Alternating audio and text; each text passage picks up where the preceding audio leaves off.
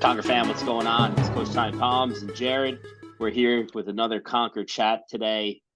We got some good stuff going on across the world. A lot of qualifier workouts coming out and competitions coming up. Season's about to begin in a couple months. And so today we're going to be talking about the workouts for Wodapalooza that were just announced and talking about how we would be thinking about game planning for them and strategizing around them and just some other things that might be helpful for these workouts. Jared, my man, how we doing, bro? Good. Busy week. How about you? Yeah, pretty busy. I got a lot done today though, so I was happy about that. And yeah, just looking forward for the weekend to just have some. It won't really be chill. Actually, it'll be a pretty stressful weekend with Wodapalooza. So, but There you hopefully go. somewhat chill at some point. Yo, new show to watch. Penguin. Have you seen it? I've seen previews. I have not watched it. Oh my No. God, it's by far the best show on television right now. I can't believe that's who's the main character? I can't think of his name right I now. don't know his name, but he does a great job. It's somebody really famous though. Oh shit. I gotta look I it up don't know. now. I don't do well with famous people. It's Colin Farrell. Yeah, that doesn't ring a bell. It's just But wild. He has that makeup on. he's doing amazing. But the the woman who's a big star is Sophia Falcone. That's the character in the show. She was an actor in one of my other favorite shows, which was How I Met Your Mother. Ah. And she plays this like really innocent, sweet woman in How I Met Your Mother for like hmm however long she's actually in it. She ends up being the mom. But in this movie, she's just this psychotic motherfucker, and it is nuts. And she is awesome. And this show is actually sick. It's pretty dark. So you have to be prepared for that. And for anyone who doesn't know, Penguin is like uh a character in Batman, and he's like associated with the mob, and the mob who killed Batman's parents. So it's all about his life and how he kind of navigates his way through that system, and it shows the ins and outs of everything. It's freaking nuts, nuts. I might have Um, to dive in. you got it. I'm telling you, so good, so good. All right, let's dive into these workouts. So I'll go over the workout. I'll go over the first two workouts, then we'll go over the third workout after we talk strategy around it. So Mhm. workout one is technically two workouts. It starts 9-minute AMRAP, 30 power cleans, 30 front squats, 30 shoulder overhead, and then 30 hang squat clean shoulder to overhead. 30 hang squat clean to overhead, I should say. Mhm. However, every minute on the minute, you have to perform 3 bar facing burpees. I'm assuming the workout starts with those burpees. So you'll do as many rounds and reps as you possibly can of the 30, 30, 30. Every minute on the minute, you'll do those 3 bar facing burpees. As soon as the 9-minute window is up, you then have 6 minutes to establish a 1 rep max hang clean and jerk. Boom. Love that. I like a little 2-part workout, fairly common. I like lifting under fatigue. I think that's cool too. Um, so let's kind of dive into this. So the first thing we can kind of talk about is the first workout, if you will, or part one, the 9-minute AMRAP. So the barbell weight is at 115 and 75 pounds. So for elite athletes, RX athletes, this is a light barbell.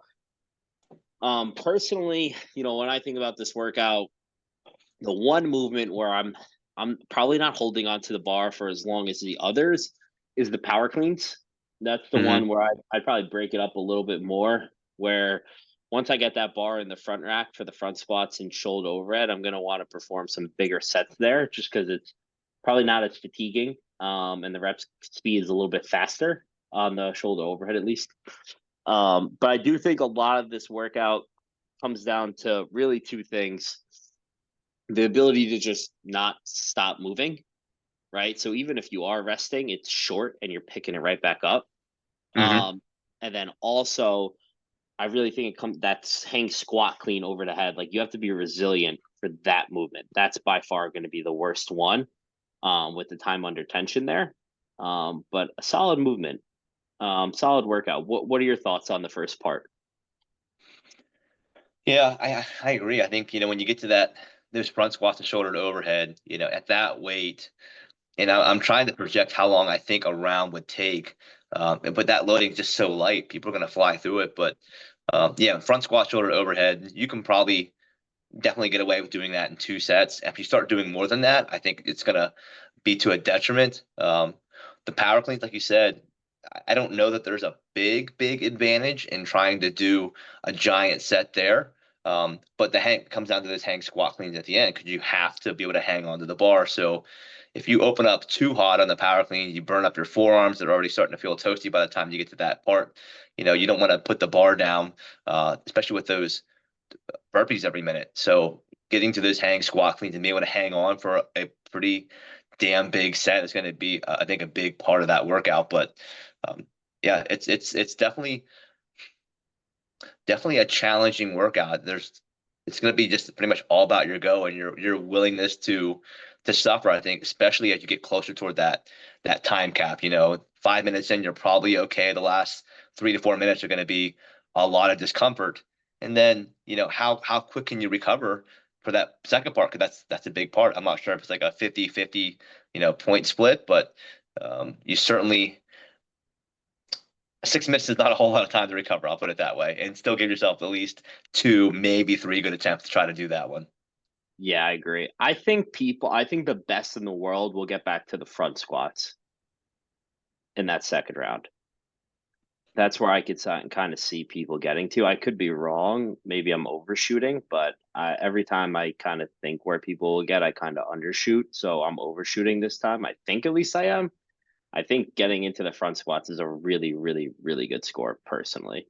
Um, just because of like time of contraction, I just don't even know if there's enough time to like get more than that. I mean, if each movement took you 90 seconds, which would be, I think, really fast, um, that in itself is 6 minutes. Mm-hmm. So if each movement takes you 90 seconds, you're looking at 9 minutes without the burpees. Mm-hmm. So that's kind of where I could see people. My one critique about this workout is I just think the burpees are stupid. Um, I think there should be at least five. Like, you know what I mean? Like, make it somewhat of part of the workout. Like, it just doesn't seem like it's even a part. Like, even if you suck at burpees, it doesn't matter. Mm-hmm. You know what I mean? It's like it's not any. There's no interference there. It's just like making you stop moving the barbell for a quick second. Like you can actually time that really well to be like, I'm going to take a break anyway, so I'll time it so that when the minute is coming up, it would have been my break, and then my three burpees are now my break. You know what I mean? Yep. Yeah, I can certainly see that. Yeah, you're right. It might be something where people start playing like a kind of like an EMOM type approach. Like, okay, I'm gonna do my burpees and I'm gonna try to get this many power cleans in and whatever, and then rest until that next minute pops up and hit them and then continue.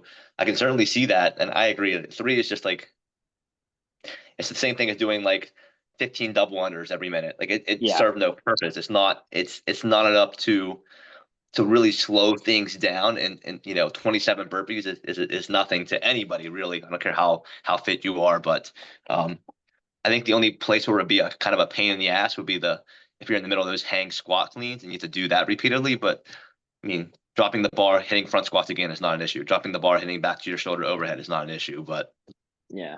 Maybe if it was like a 3 bar muscle up would have been kind of cool. Like because like the thing is like dropping to the floor in that moment isn't hard. Like just going down to the floor, like to have to transition to a gymnastics rig and perform reps, like there's like this like the best athletes can just go and like jump up Mhm. on the bar and do three really fast and keep it moving. Where the ones who aren't fit enough will like stare at that rig. Even though they can go unbroken, they'll just like take an extra second. And that would be a huge difference maker. And that's not, Sure. in my opinion, the same here for these bar facing burpees. It's kind of just like this workout could have been fine without any burpees and it would have been the same workout. The Hmm. rest would have been the same between the sets. You know, your ability to like how long until I'm picking this barbell back up after I break, like, and so to me that's a miss on this one personally. That's my opinion on it, but you know, we'll find out when they do it tomorrow, or at least I'll find out when they do it tomorrow. I, looking at the website, I think the only reason they have that in there is because the workout is there's absolutely no change from elite to their master 60 plus, aside from Yeah. loading, but everything is exactly the same. So I think Yeah. that was what they were aiming for. I mean, I get that aspect of it, but I agree something like a bar muscle up would have been a game changer for that one because it does slow you down if you are not 100% confident that you can jump on the bar and do that. Yeah. Yeah. I mean, I would have just been fine if the workout was just the barbell for 9 minutes. Mhm. Like that's cool. Whatever. I don't care. But yeah, the burpees just I don't know. I think that was a miss. But that's my opinion. I think some athletes will get back to the front squats. Maybe there's some freaks who will finish it. Honestly, I don't know. But we'll find out tomorrow. Um, so you finished that 9 minutes. Now we got to go into a one RM hang, clean, and jerk. Interesting choice of the hang, clean, and jerk. Very interesting, actually. I think it's kind of random. I feel like it's random at least, but you know, cool. What that's cool with me. I like it. My opinion on how to go about this is you'll be pretty damn warm with from that barbell. Um, like you want to open up at something that is going to build confidence for the remainder of the 6 minutes. So you just want to put something on there that allows you to feel like, okay, I'm good. I think a lot of people can make the mistake of going a little too heavy in their first lift. It ends up being sloppy or they miss, and then it makes them question if the next weight is something they can do or not, or how much should they do, and it's less than what they maybe are capable of doing. So I always like to have my athletes open up with something that's like, you know, some weight, but something they could hit no matter what. They can make it look good, and then try to get two more lifts in probably by the end of that 6 minutes, like a buzzer beater, like one lift at minute five, one lift at minute one lift at minute three. That's probably how I'd Mhm. go about it. Um, unless they're really recovering throughout after that first lift, they're like, I can go faster than three. Okay, cool. Let's put it on at like 230. Let's hit that. How do you feel after that? I feel pretty good. Okay, let's go at like four. Okay, boom. Now we got another lift at like 530. So Mhm. 3 to 4 lifts in there, kind of max, I think. And if you can hit upwards of 90% of whatever your normal 1 RM clean and jerk is, that's a great day. 100% agree. I think the challenge sometimes is like you said, people get really aggressive and they warm up and they try it before the whole workout even starts and they feel good. But like you said, I like I don't want to use the word conservative because it's certainly not like a conservative lift, but it's a lift that you feel very confident you could hit, jumping right off of like a bike sprint and hitting that and feeling comfortable there. And I think really comes down to how I didn't read through all the rules, whether people can help you change the weights, because that certainly adds a little element of how many Yeah. reps you're going to get in there. I I wonder if think, there's 2 bars. That it should be 2 bars. I would like that because the amount of time it takes to take off weight and put weight on is just like you need 2 people. mhm. You know what I'm saying? Like then you need 2 people to help you in that situation. That's just silly. So hopefully it's 2 bars. If not, whatever, we'll get 2 people. But Yeah, I'm not catching anything that talks about any assistance. Um, you definitely got to be able to get some assistance. he would think it makes things a hell of a lot more challenging, that's for sure.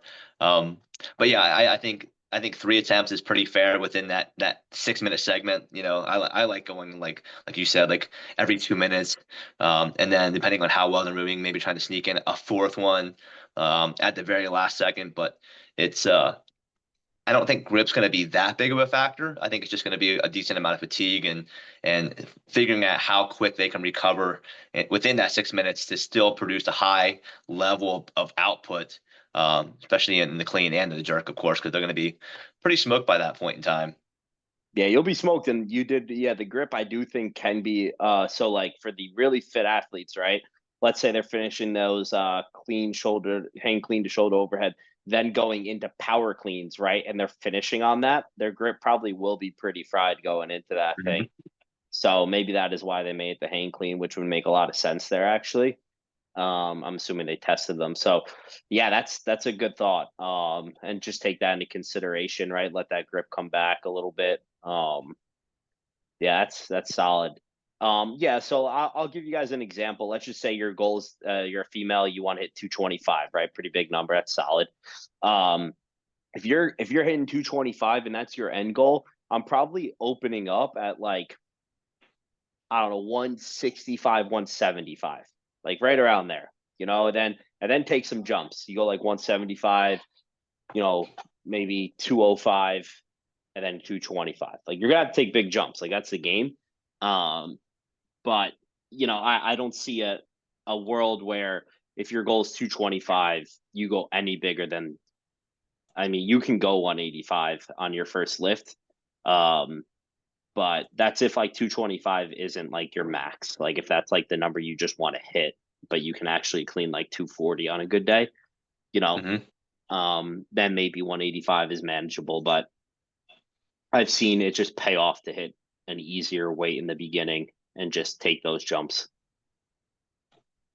Yeah, I think the one thing that I usually advocate for when it comes to stuff like that too is I have them make somewhat odd jumps too. And what I mean, like if they're so used to starting at let's say 165, like you talked about, then just let's open with 170 because 5 pounds isn't going to make that much of a difference. And if you continue to make those same, let's say 20, 25 pound jumps, 230 might move you quite a bit up the leaderboard versus 225. And that's saying if you feel very confident in that avenue, whether people start adding in those one little kilo plates into to make it 226, something like that. But sneaking little things like that on early on when you're just getting warm, you don't notice any of that. And really, especially if you hide it on the inside, people mentally don't tend to see those things and they don't like enter into their mind.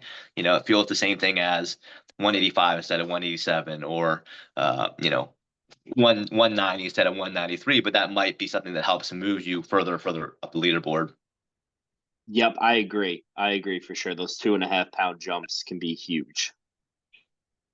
Um, okay, cool. I like that. I like where we finished off on those two. Let's go to workout three right now, which I'm pulling up. All right. So workout three is a choose your own adventure type workout. Um, so you have four options to get the same amount of work done. Option one, 50 toe to bar, 70 box jump over, 90 dumbbell snatches. Option two, 10 rounds, 5 toe to bar, 7 box jump overs, 9 dumbbell snatch. Option three, 2 rounds, 25 toe to bar, 35 box jump over, 45 dumbbell snatches. And then option four is a reverse chipper, 90 snatches, 70 box jump overs, and 50 toes to bar. So you got four options. I will start by saying I hate this. I don't like the reason someone wins a workout based on the way they chose to do the workout. I think that's silly. I think it's, hey, this is the workout, do it as fast as you can, right? Like I just think that's just like so silly in a sport like this. Personally. Uh Especially when it's like not the open. Like I get that in the open. Like okay, let's like we can allow people to do this workout by making it a little easier and more accessible. But Mhm. like this is like Wodapalooza. Like we're trying to find the best people to go compete at a really high level competition. Like just tell me the workout you want me to do so that we can do that. That's just my opinion. Well, how do you feel about these? Like the Um, option to do it. I mean, to me, it's kind of whatever. Really, I think if you're resorting something like an option two, like you're not gonna go fast. You can't. There's just too many transitions. Um, these numbers aren't outrageous in terms of total volume. Like 50 toes to bar is nothing. People can probably hop up there and crank out 50 unbroken if they really wanted to. Same thing with any of those movements. So I think the fact if you're choosing like an option two or even kind of an option three, that you're not going to go as fast as you would like to or as you think you can whenever it's just something with a straight through. I would just, if it's me personally, I would just blast it straight forward in option one. I think that's probably the one where you can get away with it more. Or the only other way I would change it, which I don't think you can based on what they have listed, is something like toes to bar, dumbbell snatches, then just throw yourself against the wall for the box jump over to finish that way. If that was an option, that might be the way I would approach it, but that's not how it's listed. So this is great because I actually disagree with you. Hmm. I think option two could be extremely fast, um, because of the speed of reps, that the speed of contractions that you're gonna be able to perform there. I think option four would be a miserable decision, doing 90 snatches in a row and then having to perform 70 box jump overs right Hmm. after that, and then do 50 toes to bar.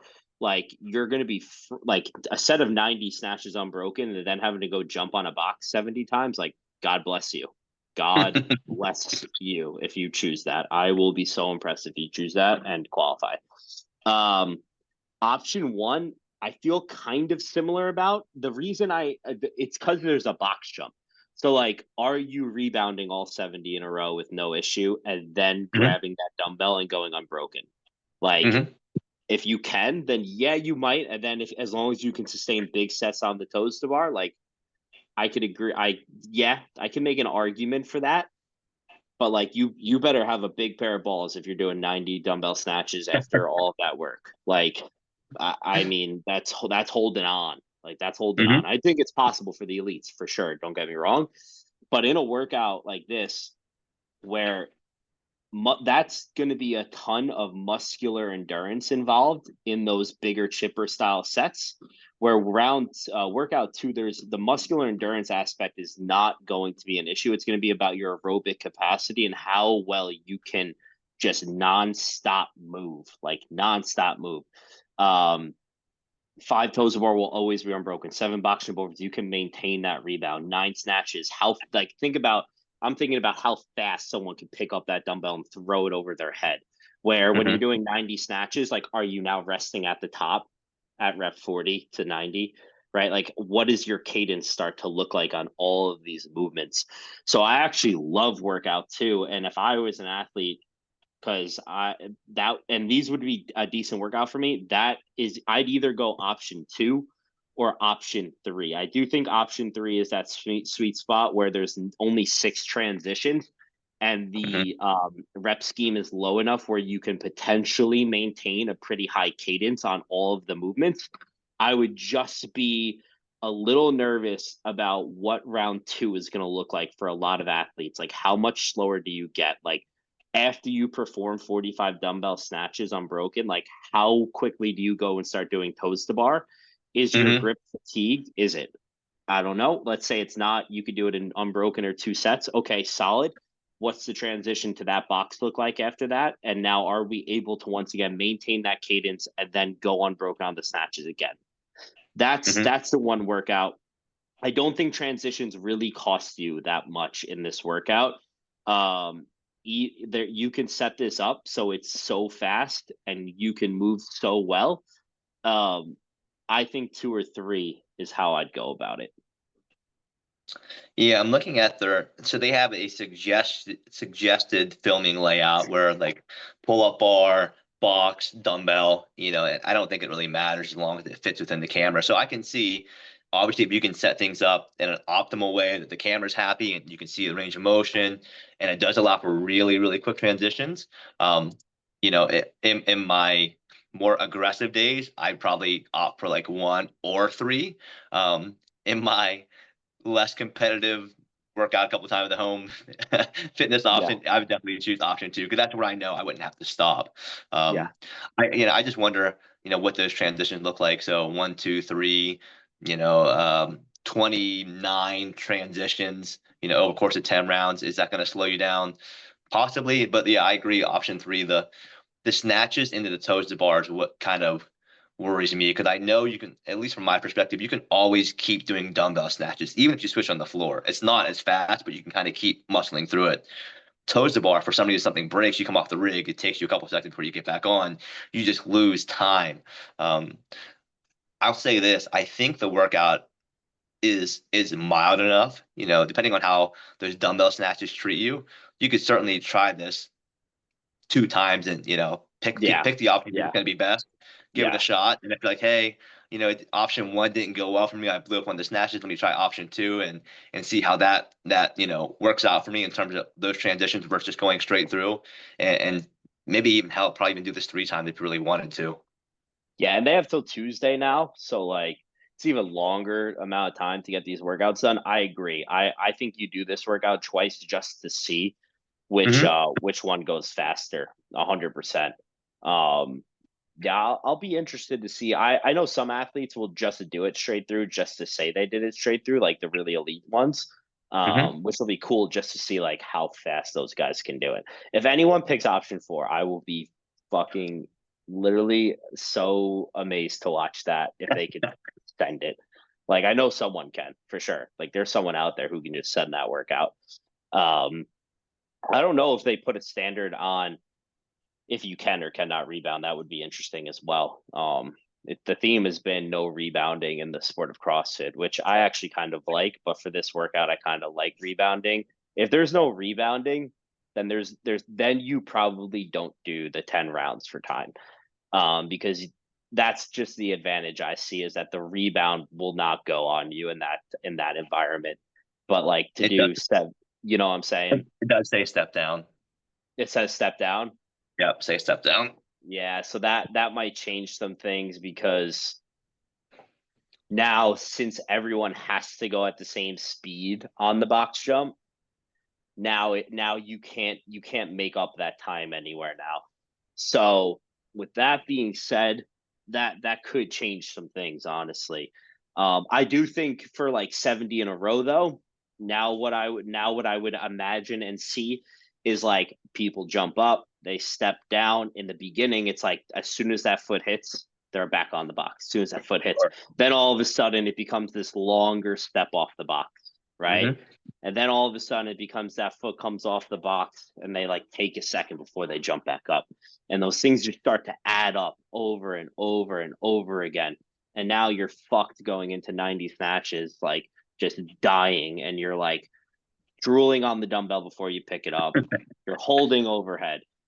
My opinion, with that being said, workout three is probably the right move for the fittest to get this done as fast as possible.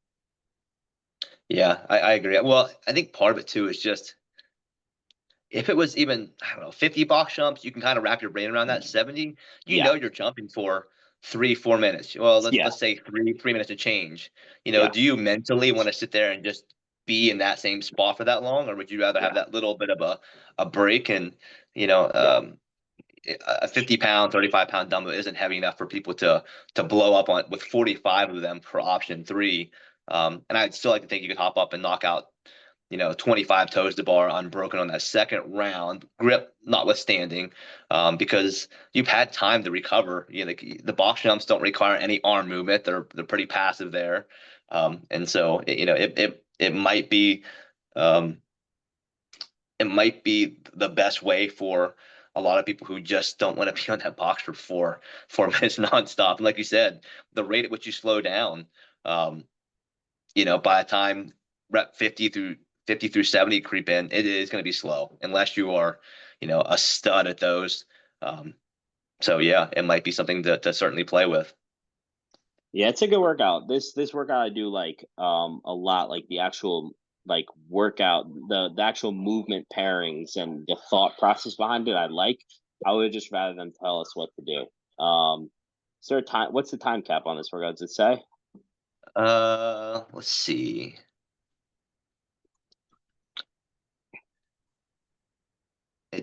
It does say. It's probably like a 15-minute time cap. I will say, it just occurred to me as you were talking that maybe one of the reasons the volume was chosen, the 50, 70, 90, which isn't egregious, right? It's not like a super high amount. And the reason they put these options out there was basically to bait people into doing them, two, three times and in two or three different ways to see how they fare. 20 Yeah, minute time cap. 20-minute time cap. Okay, yeah, it's very generous.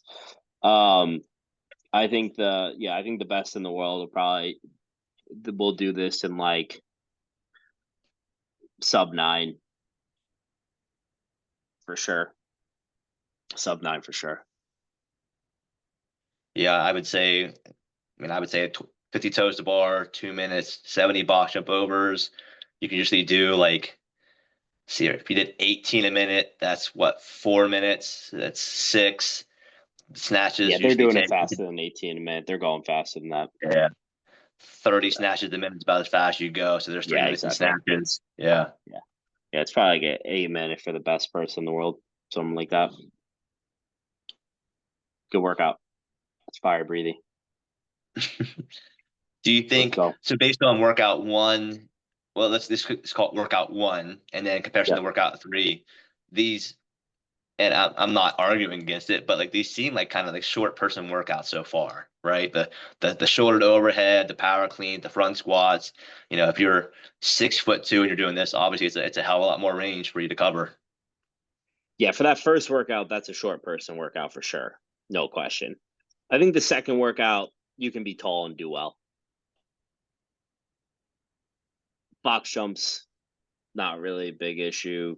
Or the third Hmm. workout, right? Dumbbell snatch, like I'm a taller, longer athlete, and I destroy dumbbell snatches. You could use your length to your advantage just by like not actually bending your knees and just kind of hinging over and keeping your arm long.